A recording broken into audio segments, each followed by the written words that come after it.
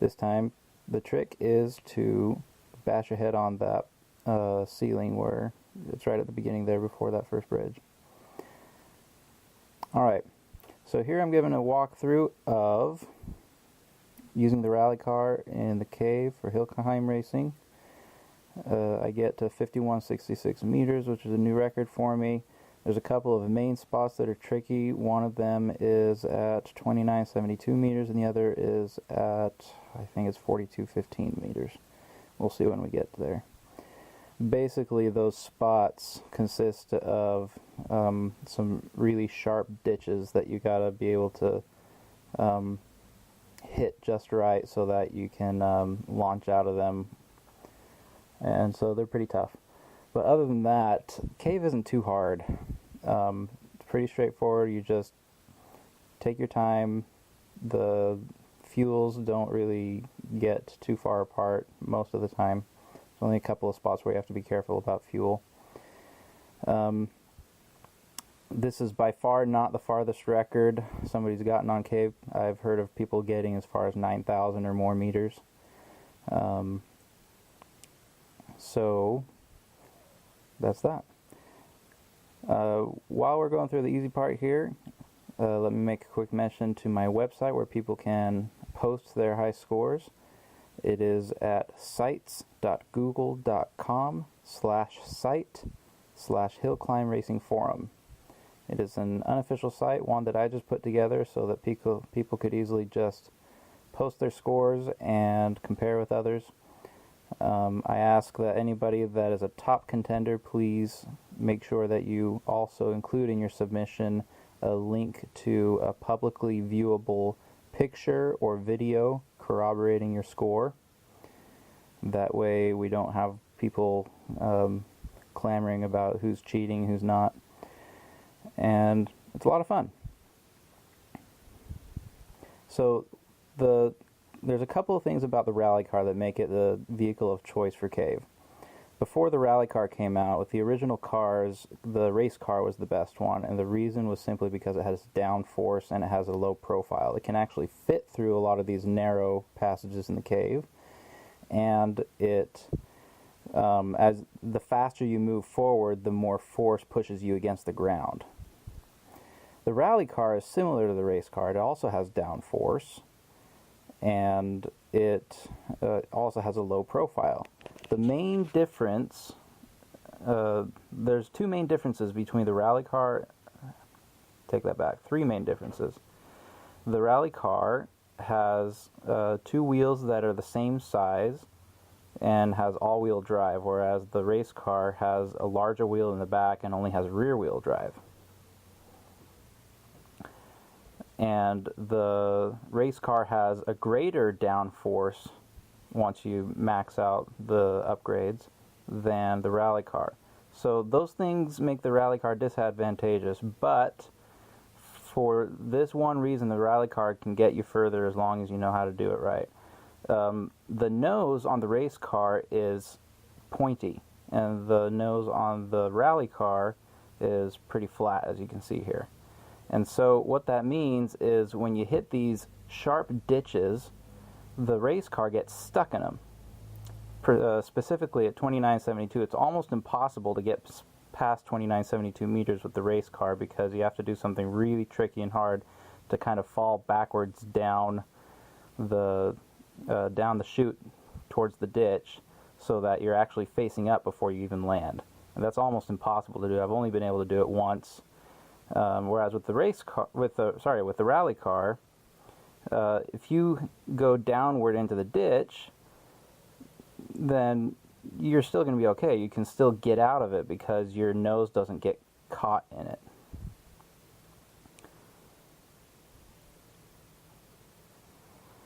So, since the rally car can get you further, there's a couple things you have to keep in mind while you're using it. One is you have to be a little bit more careful because it doesn't have as much downforce as I explained. And so that means on some of these steep hills, you've got to be able to approach them right, and you've got to know when to hit the accelerator, and so that you can keep yourself from turning your nose up. because if you turn your nose up too high, then you just lose contact with the ground, and then you just fall back down.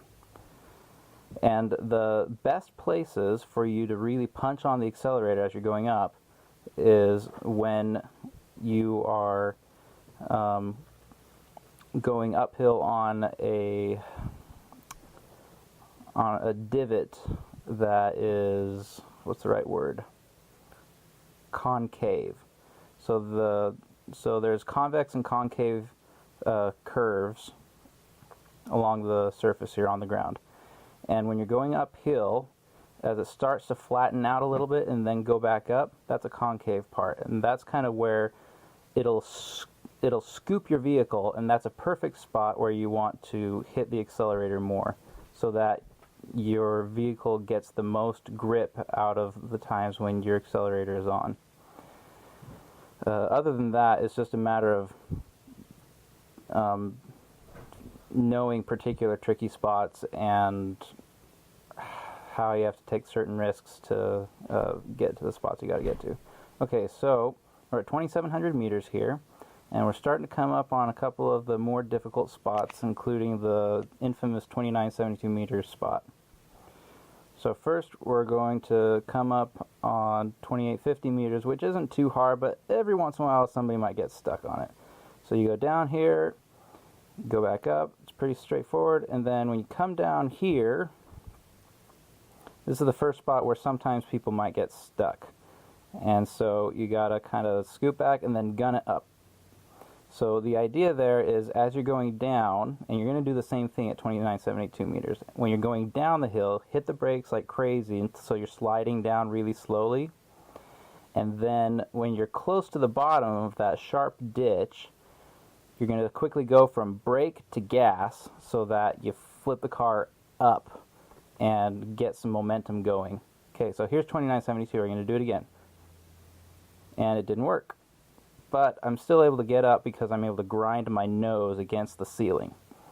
And that's important because the 2,972 meter is not only is it one of the hardest spots to get, but it is also, for some reason, stuck in between a couple of fuels that are further apart, I think, or at least it's really slow-going terrain between the two fuels, and so you don't really have much chance to mess up as you're going through there, or you'll just run out of fuel. It is possible, if you mess up the first time trying to get up that hill out of 2,972, to kind of, even though you're kind of stuck in the ditch, it's possible to get back out of it and go all the way up.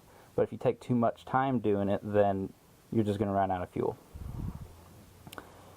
Once you get past 2,972, it's kind of important to kind of take it easy for the next couple thousand meters, because there are a couple of spots here and there where they're very simple, easy to do as long as you're not rushing it.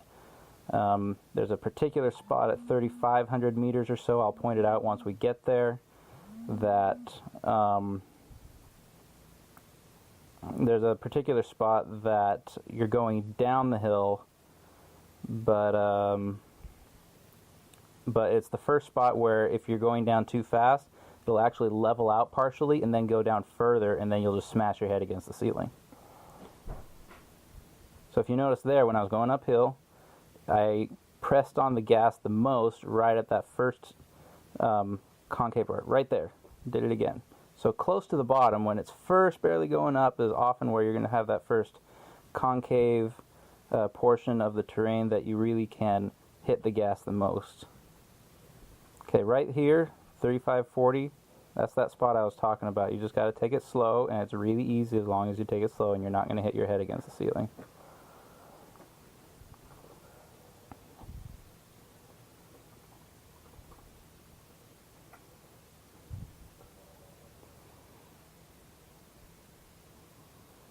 So I should mention, thanks to Fingersoft for creating this game and for creating so many updates so frequently. They keep on adding new cars, they keep on adding new levels.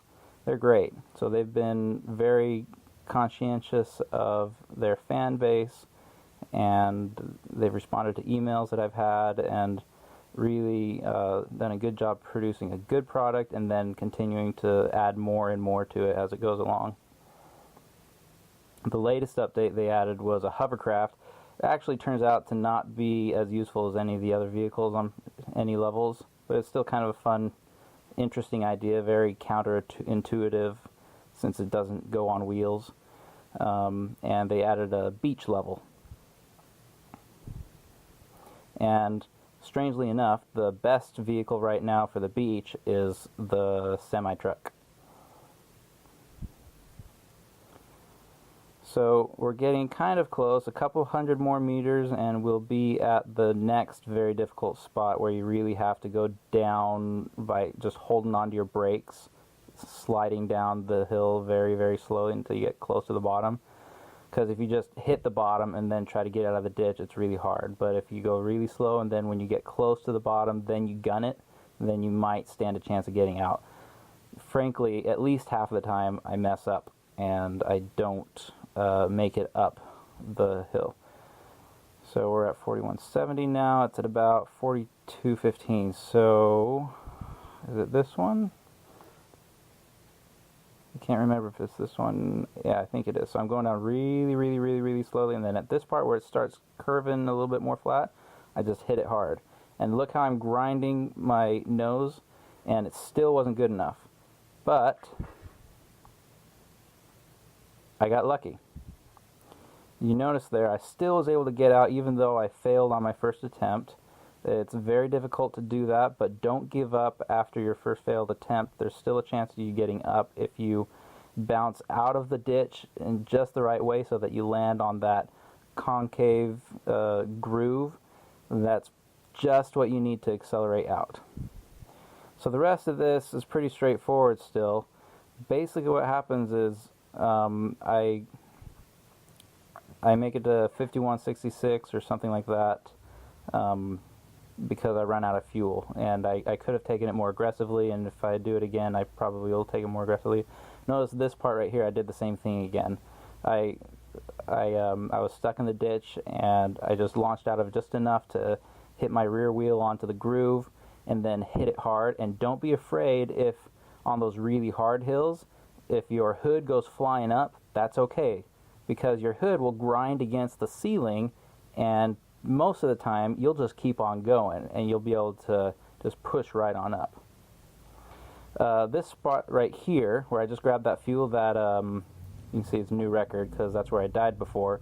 What can happen there if you're not being careful is you could run out of fuel if you're being too careful, but at the same time, if you're going too fast down the hill towards the bridge, then the bridge will just bounce you back up and hit you against the ceiling. So you gotta be aggressive getting to it, but then slow enough going down the hill into the bridge. Right before that fuel back at 44.75, I think it was.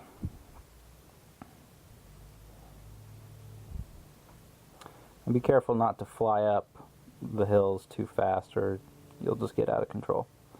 And these really bumpy parts, just take it for whatever it is.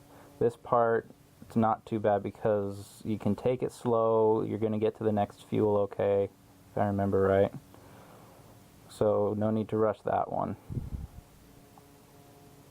And again, I'm going kind of slow down here because I don't know where it's going to even out, and I don't want to end up slamming my head against the ceiling. So this is all new terrain for this run through.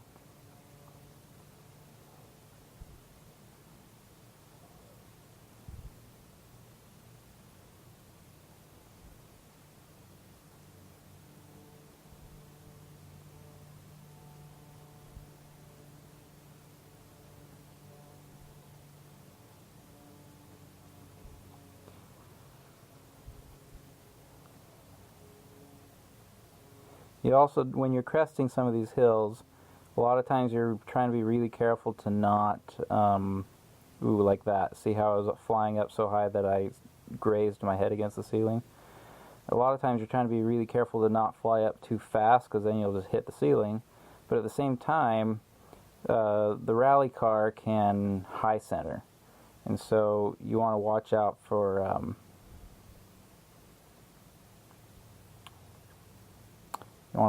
high centering. Usually what happens if you high center, it's possible to get into this situation where you can't keep moving forward. You can only kind of rock back, and then you just fall all the way back down the hill. See there, I was high centering, and I just got lucky I was able to get over. And this is where I ran out of fuel. So, thanks for watching. I hope my advice for those two really tricky spots was helpful, and have a nice day.